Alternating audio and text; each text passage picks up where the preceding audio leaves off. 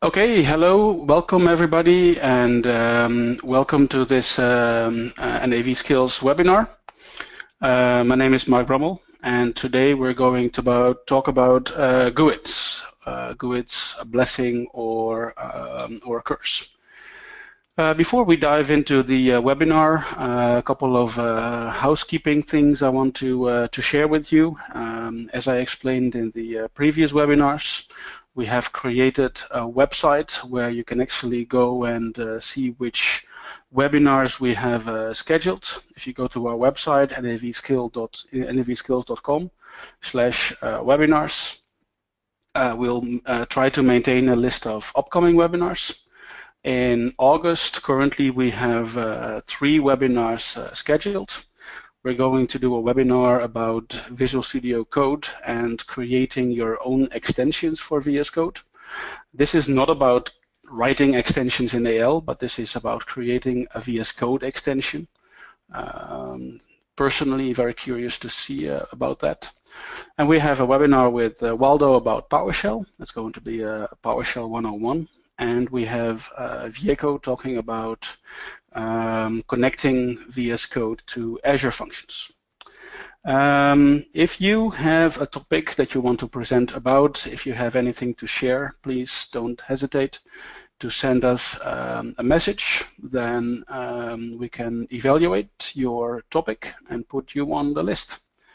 On the YouTube, you can find a overview of the past webinars. I always try to put them online as fast as possible. If you have any questions about today, you can type them in the GoToMeeting questions window. And of course, as always, thanks to our sponsor, Liberty Grove Software, who is kind enough to provide the GoToWebinar subscription that we need for these webinar. So today we're going to talk about GUIDs. I don't think we'll need the entire hour. This webinar is linked to the webinar that I did last week about log table. And when I decided that I want to talk about log table and GUIDs, I knew it was too much to do in 1 hour, so I decided to do it in 2 webinars. But we may not need the complete hour today.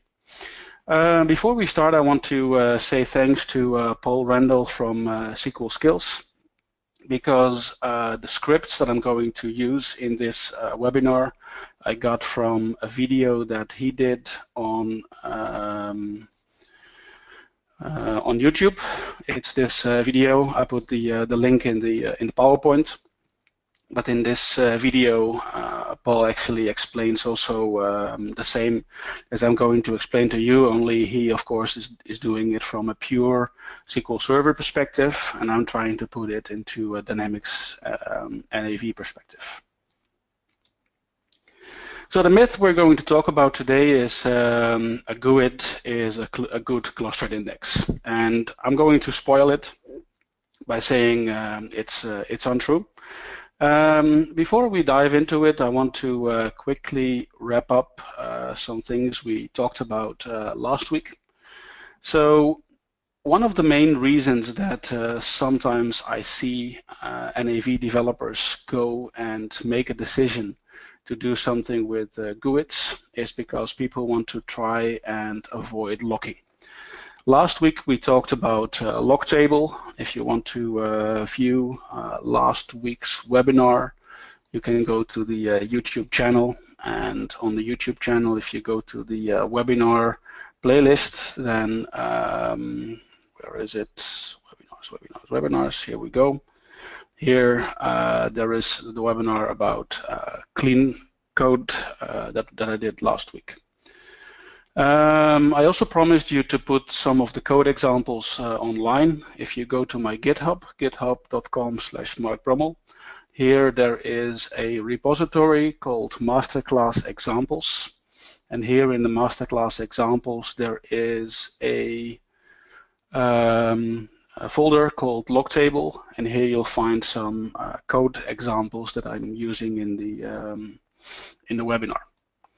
So last week we talked about this specific line of code. We talked about log table and find last, and the result of this log table and find last is that NAV will isolate the transaction and only one person can write to the table at the same time. Doing a log table and a find last and then incrementing the entry number, these 4 lines of code, this has always been like the standard Navision way of incrementing entry numbers. You lock the resource, you find the last row in the database, and you increment the entry number by 1. Of course, this guarantees a unique number. If you don't lock the table and 2 users try to write to the same table at the same time, they will try to use the same entry number. So you need to do the lock table, even though it doesn't really lock the table, but it only isolates the transaction. You still need to do it, and only one person can create a record in the table at the same time. The solution we talked about last week to this is to create a new table. And let's quickly do that. We'll create a table which we call entry number. You make it an integer, and then you create a second field which is called description. And let's save the table 50,005 auto increment demo. And if I now switch the auto increment to yes, what I'm basically doing with switching auto increment to yes is I am enabling SQL Server identity insert, and SQL Server will now take over assigning entries numbers for the table. This means that I can actually save the table now and try to run the table. Actually, this is finished.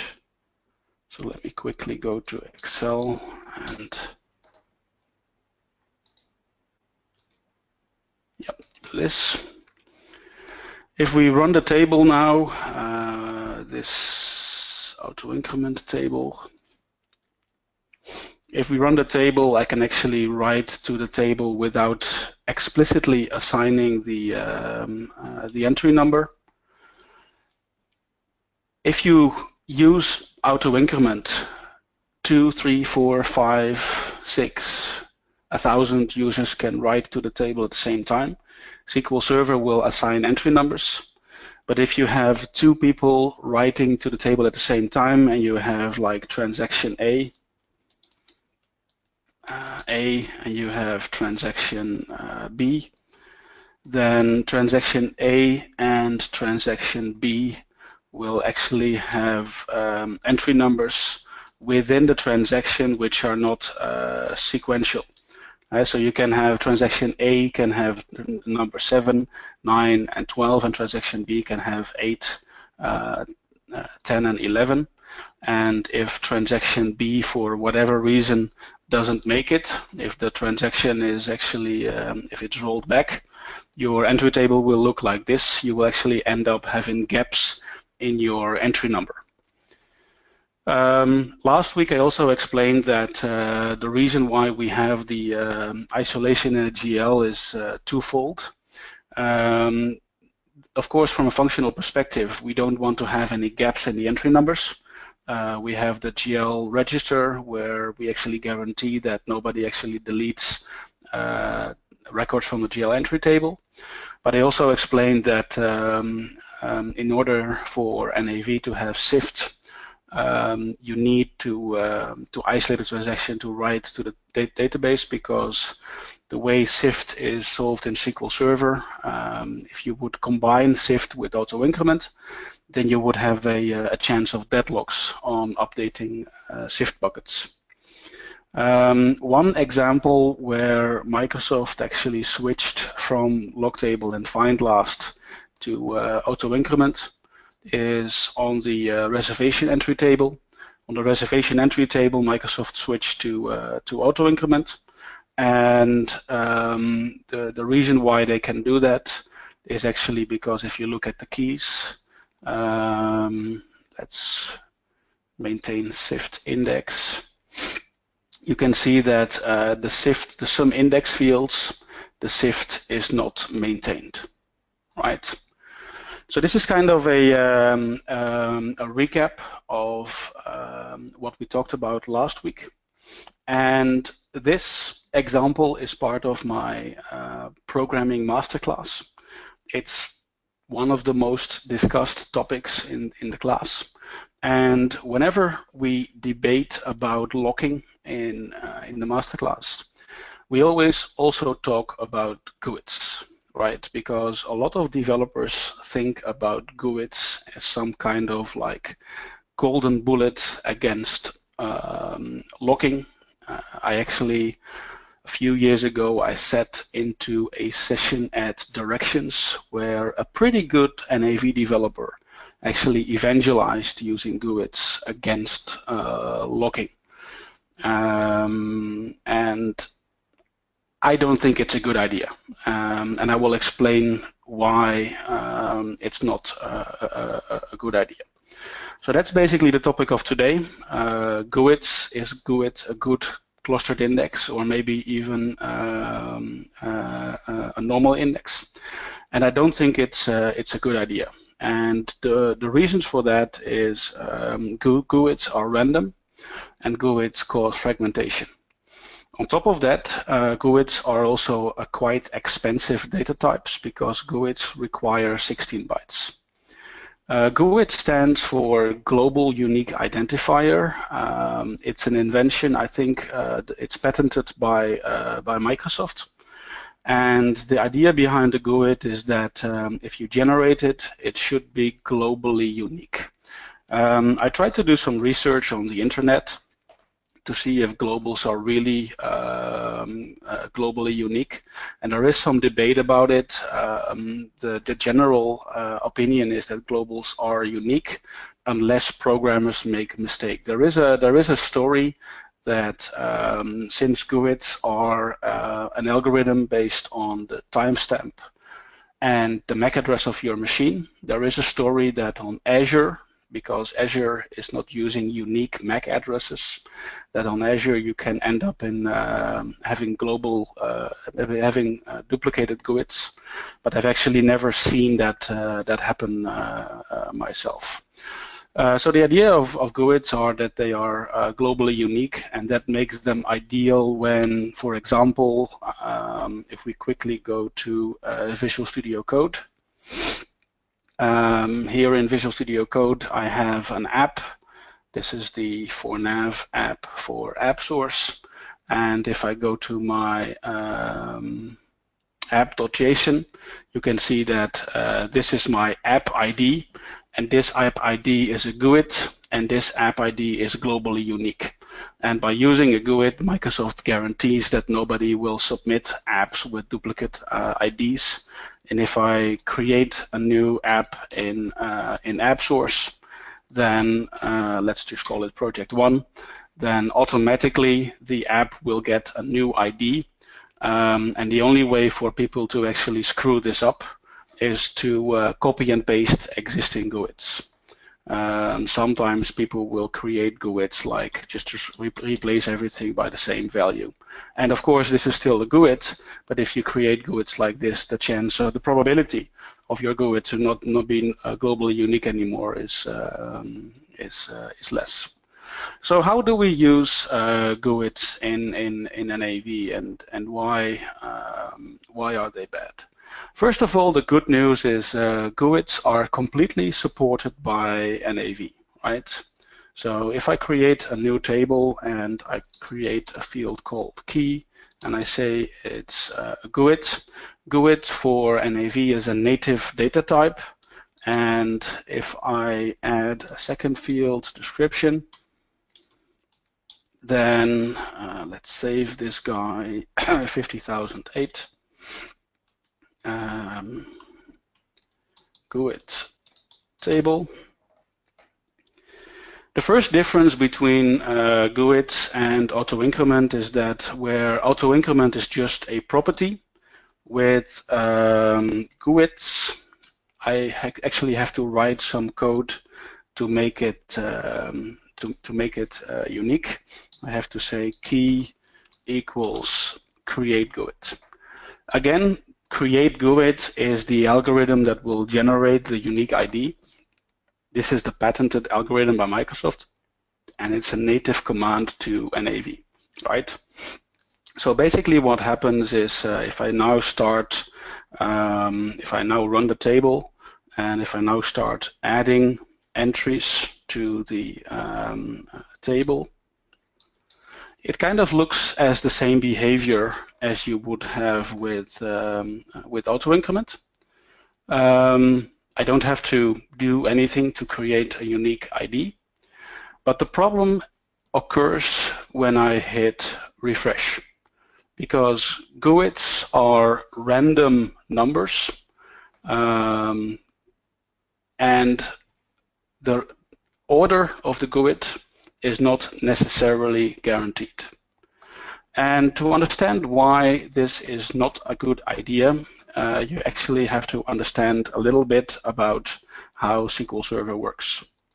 And in order to explain that, I have created again a blank PowerPoint slide, just like last week. And again, I'm going to try to draw what happens in SQL Server if you start writing data to the tables. So in SQL Server, you have data pages. Every time that you write something to SQL Server, it's written to a page.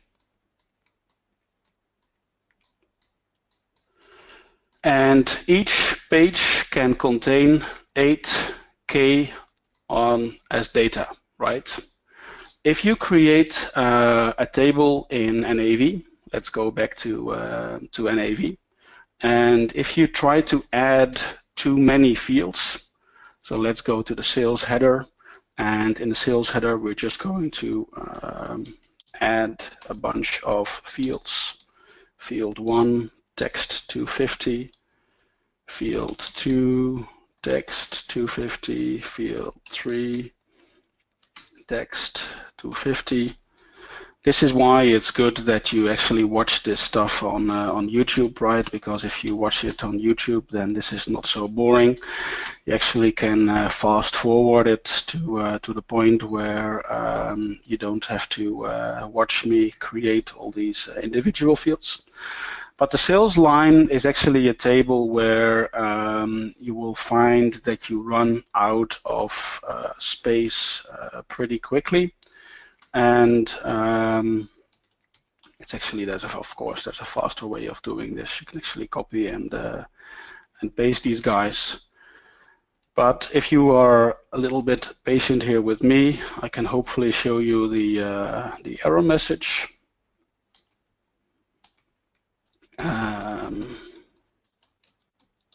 Hopefully this is enough garbage to actually make the error message show up. Yeah, okay. Actually, I didn't even have to do that much. You can see that the active fields in a record cannot take more than 8,000 bytes, and currently I have defined 13,480 bytes. So I didn't even have to add all these fields, right? This is not a limitation of NAV. This is a limitation of SQL Server, and the reason why with NAV we hit this barrier pretty quickly is because in NAV we don't have a completely normalized database. In NAV especially, we have all these address fields that we repeat and repeat and repeat, and we actually have a lot of data that we store in each table and copy and paste around. This used to be 4,000 bytes when we still had the Navision native database. So everybody was really happy that Microsoft decided to break the 4,000 bytes and go to 8,000 bytes, but then we also decided to go to Unicode, and with Unicode every text field takes up 2 bytes instead of 1, so we basically lost all the profit that we created. The good news is that with extensions version 2, Microsoft is looking at creating If you create a table extension, the fields will no longer be stored in the real table, right? So the idea with extensions v2 is that you actually create your own companion tables, and you don't actually store the data in the same table anymore, right? So that's a little bit of history behind data pages of 8K, right? And each time you create a record for the first time, you create a new data page. So let's say that in this case we have 3 pages, right? And let's say that we have a table, and the table has a primary key, which is an integer, or we have a primary key which has a code field, right? And the way that code fields are populated in NAV, if you look at sales orders, if you look at service orders, if you look at manufacturing, code fields are typically populated using number series. And the way that we write to a database in Navision is typically sequential, and we start by writing a low value, and then each time we write to the database, we increase the value, right? So the first time we write a record, the record is going to be on the first data page. This is going to be record number 1. And then you have record number 2, we have record number 3, 4, 5, 6, 7. And let's say at a certain point in time, your page will have, for example, 90% data, right? When your page is populated with data for 90%, SQL Server will create a new page, and the pages will be linked, and it will continue writing on the second page. So this will be record 8, this will be record 9 and 10, etc., until also here you have 90%, and then here it will leave 10% of space free, and then you can continue with the next record, right? The reason we leave 10% free is if you take, for example, the sales line table. The sales line table, after creating a sales line, you may eventually add more sales lines, right? If you have a customer ledger entry, maybe after a while the customer ledger entry will get closed, and we always need a little bit of extra space to create data after the records were initially created.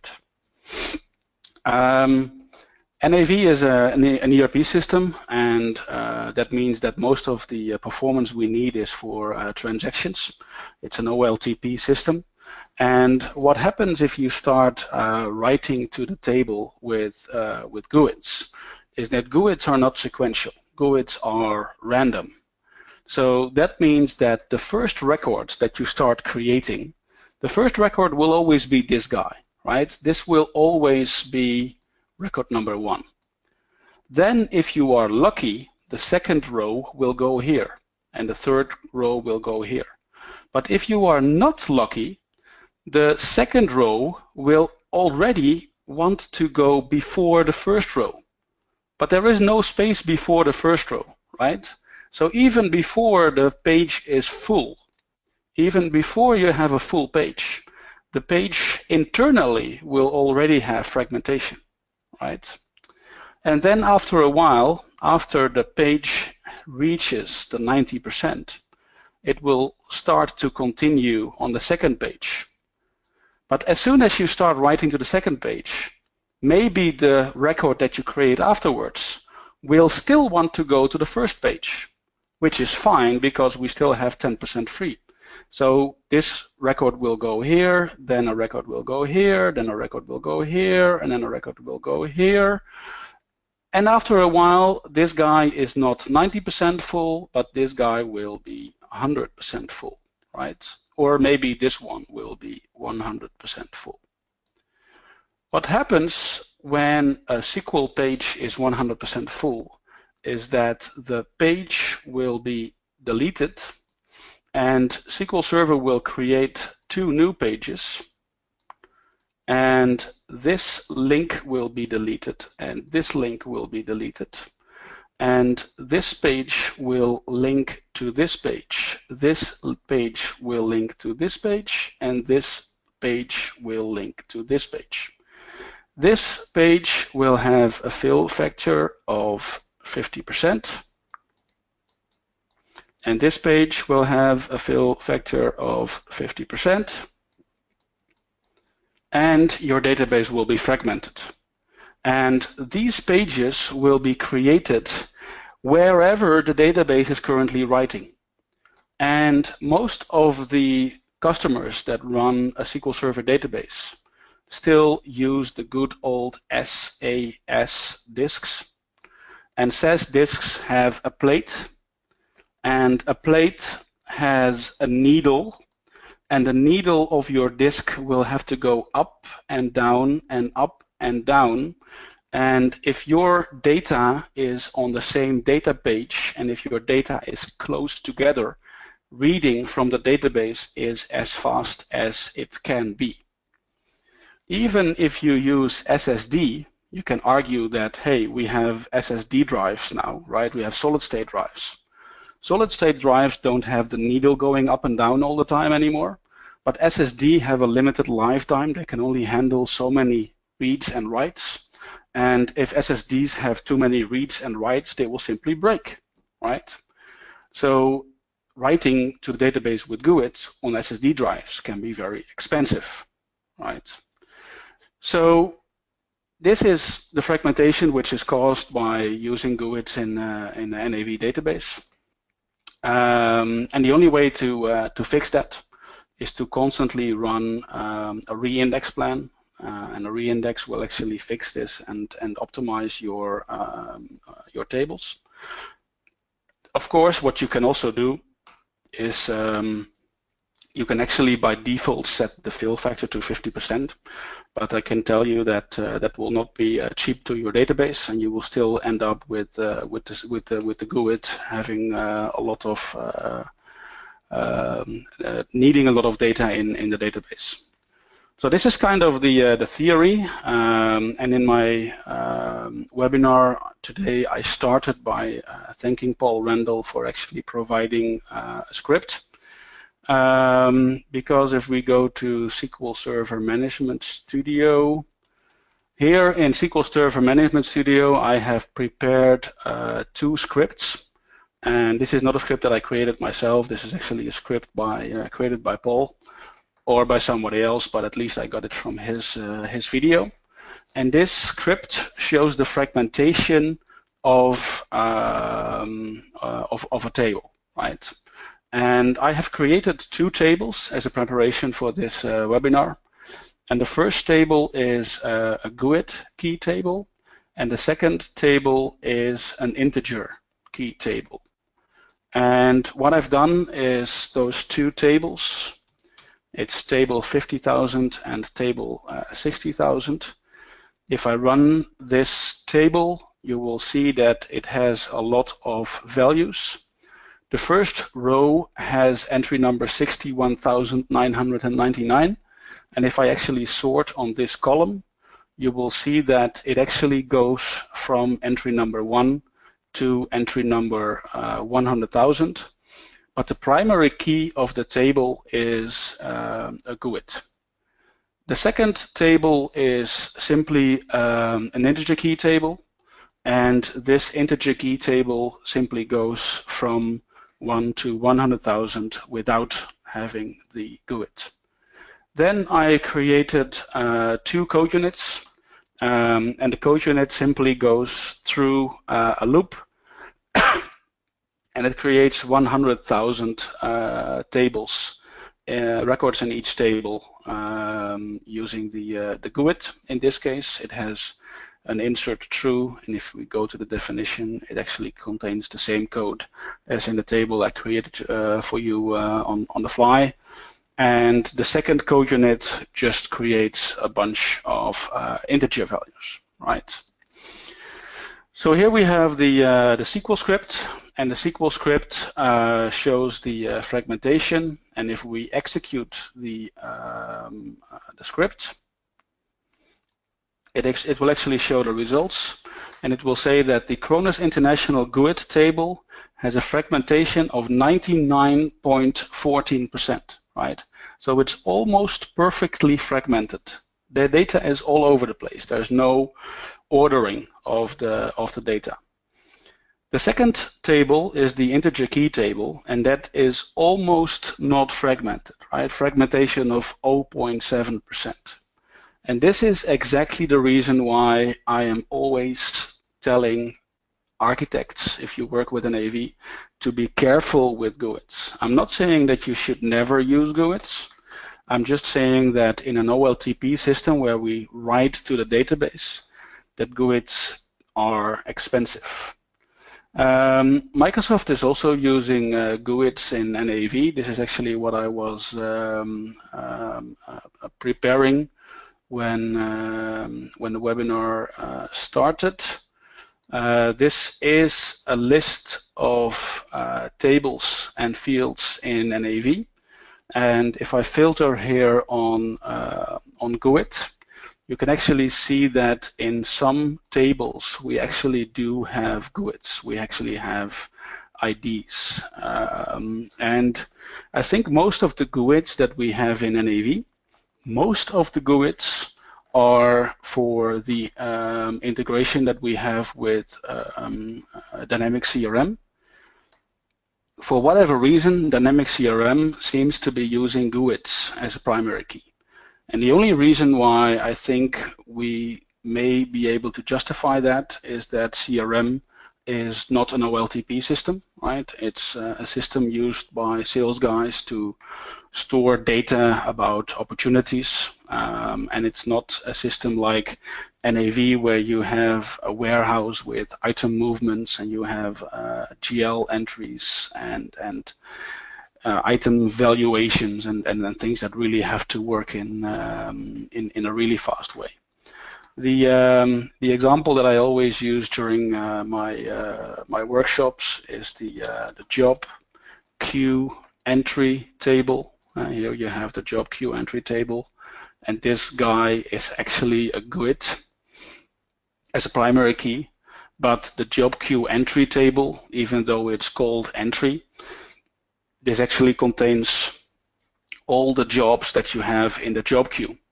And here the advantage of using a GUID is that I actually can create a job in my test database, and the job will have a global unique ID, and I can actually export my job from the test database, and I can import the job into my live database, and it will still have the same ID. So maybe that's a reason why GUIDs in this case would be a nice idea. But if you go into the job queue log entry table, you will see that the entry number actually is auto increment and the entry number is an integer. If we go to the change log entry table, the change log is a big integer, which means that it actually needs 8 bytes to store the data, but this is also auto increment. Auto increment with an integer or a big integer is the standard way that Microsoft now creates entry tables. If you search for entry tables that Microsoft has added after the release of NAV 2013 R2, you will find that most of the entry tables are auto increment with integers, right? So GUIDs are not a solution to locking. Well, maybe they are, but they come with a very expensive price. Then we also have always a discussion, but what about new Sequential Id? New Sequential Id is something that SQL Server supports, but NAV does not. New Sequential Id is kind of like a GUID.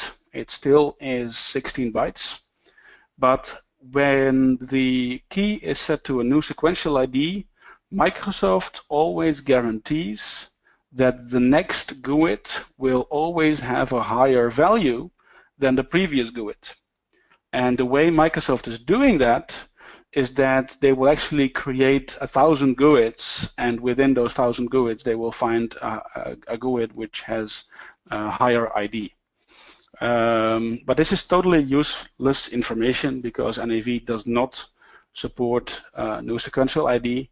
We don't need it because we have auto-increment. I think auto-increment is the way to go from a performance perspective.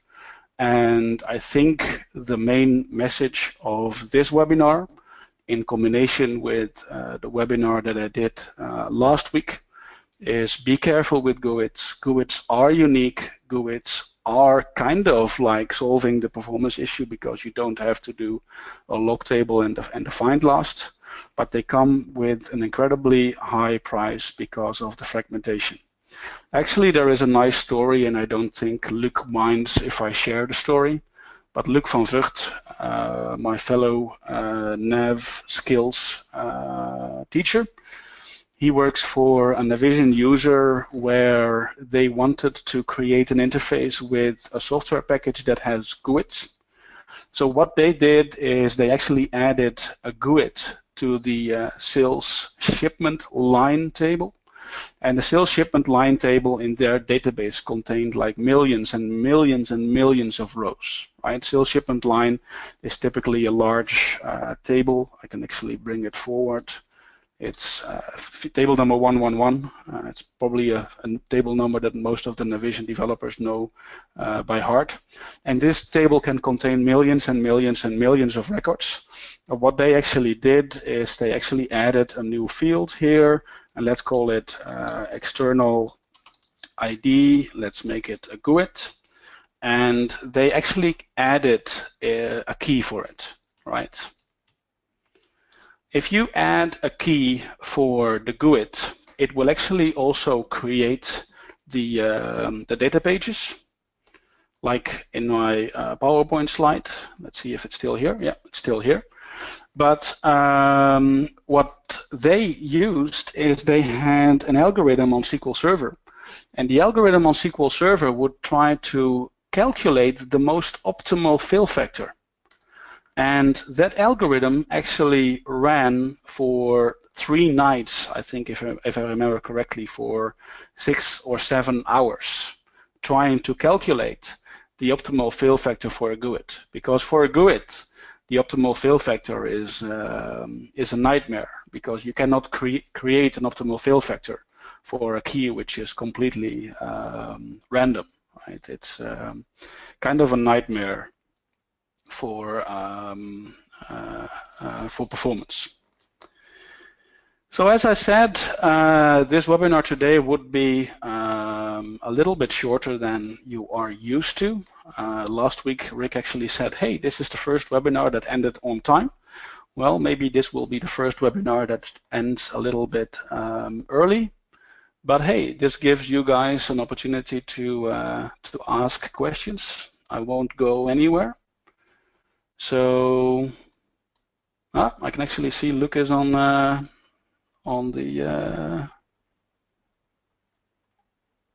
line. So let's open up for Q&A.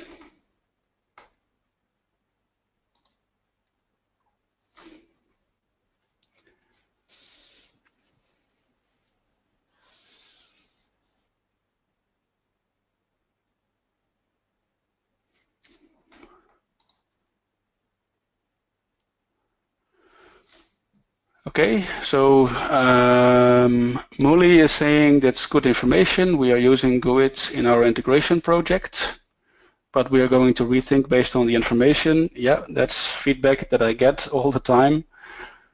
Yeah. Okay, so Francois is asking, when does NAV escalate from a row lock to a page lock? Well, first of all, NAV is not escalating anything. It's SQL Server who is in charge of escalation. And SQL Server has row locks, page locks, and table locks. But the fact or the story that SQL Server escalates from a table lock to a page lock is a myth. SQL Server will always escalate immediately from a row lock to a table lock. And SQL Server will escalate from a row lock to a table lock when SQL Server thinks it is more efficient to do a table lock. And the definition of more efficient is ambiguous. I don't have the complete information about that. But my personal experience is that when SQL Server runs low on memory, then it is more likely that SQL Server will escalate from a row lock to a table lock. So Jose asks, what about using GUIDs in buffer tables for reports? If it's in memory, Jose, so if you use it as a temporary table, then it is, I would tempt to say fine, but of course also everything that happens in memory, not in temporary tables. So if it's not temporary tables, then it's exactly the same. So then also it will cause fragmentation. The question is if you will delete the data when you're finished.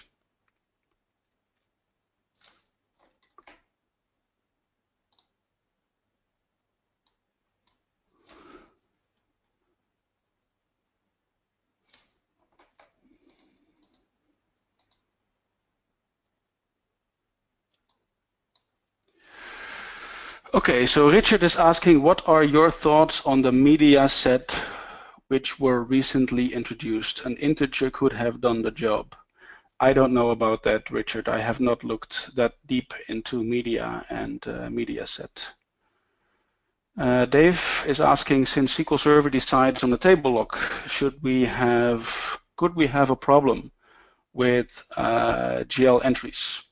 Well, normally when you post something to the GL, SQL Server Navision will only lock the last rows in the table.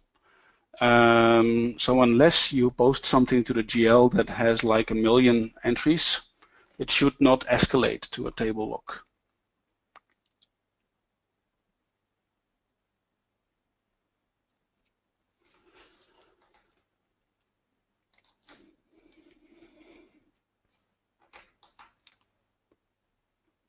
Any other questions? Dimitri, okay.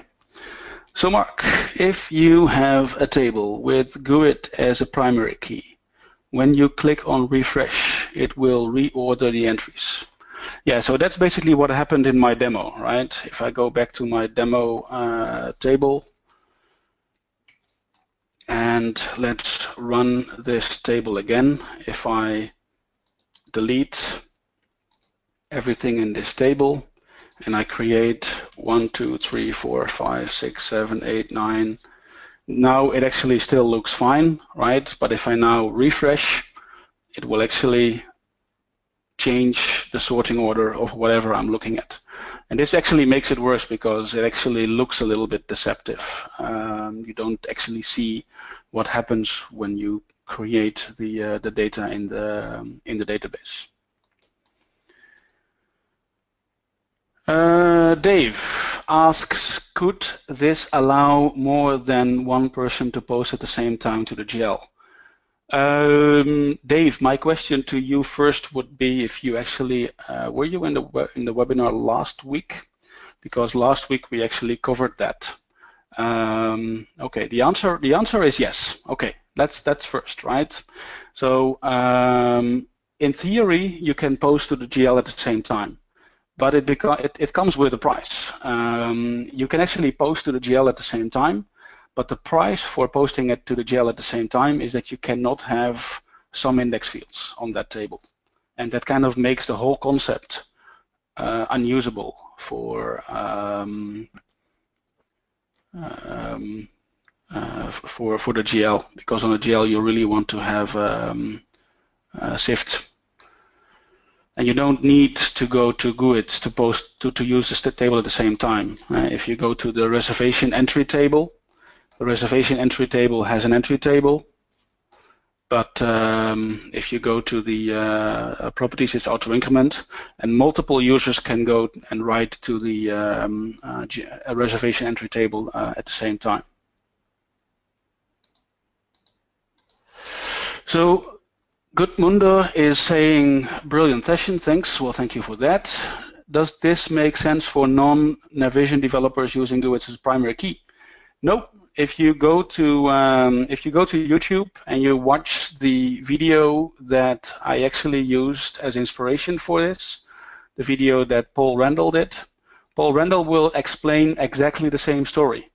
From a SQL Server perspective, please don't use GUIDs as a primary key. It's not just NAV. Okay, another question. Jan Herman. I have one question regarding using auto increment. This will disable buffered insert. Yes, true. That's true. Isn't it counterproductive? We will have more concurrent inserts, but inserts itself will be slower. Personally, my opinion is that buffered insert, I actually remember when it was introduced, buffered insert is actually not doing that much. The reason that buffered insert is actually not doing that much good is that before you actually have the benefit of a buffered insert, we actually have to do the log table and the find last. So it's not like with a buffered insert, we can write to the table at the same time, right? So I don't think, I never really considered buffered insert as a huge advantage. For those of you on the call who don't know what buffered inserts are, I will actually, let me quickly open a notepad. Buffered insert. This is basically when, if you have a transaction writing to the GL entry table, for example, and you write entry number 1, 2, 3, 4, 5, Navision will actually keep those 5 records in memory until the transaction commits, and only then it will write to the database. And this can actually, even now and then, it can be confusing, because if you're debugging a transaction, you're actually seeing an insert, and it's not actually inserting it into the database. This is why the Navision service tier actually has a property to disable buffered insert, so you can actually debug what's going on. Okay, so I hope that answered your question. Yeah, Dave Mechanic is saying consecutive entry numbers are the main concern, which is true. Dave, what you could actually do is you can actually look at FastPath. FastPath is a tool that runs tracking on SQL Server, and that actually using FastPath may make the consecutive entry numbers obsolete.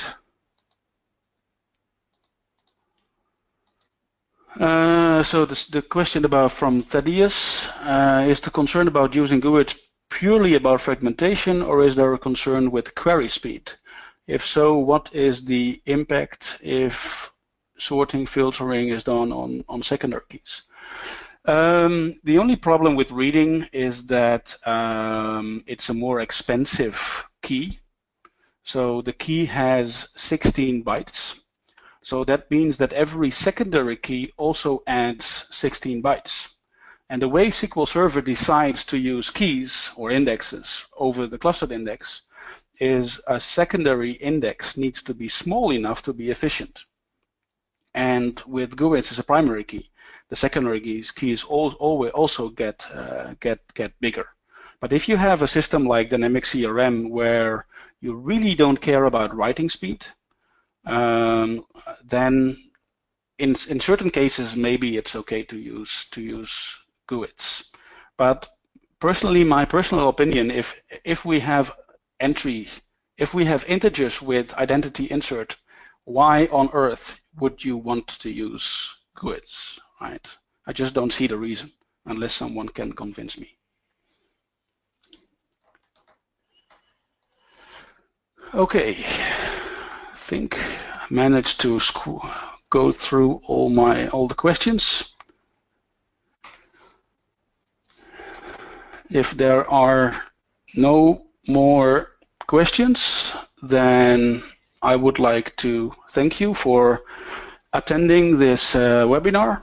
If you are located in North America, or if you are willing to travel to North America in October, I am teaching a class in October in Nashville, which is a pre-conference class for the NAV Summit. So if you want to, if listening to a webinar is not good enough for you, you really want to see me in real flesh, then please join me in Nashville. Okay? End of commercial and end of webinar. Thank you.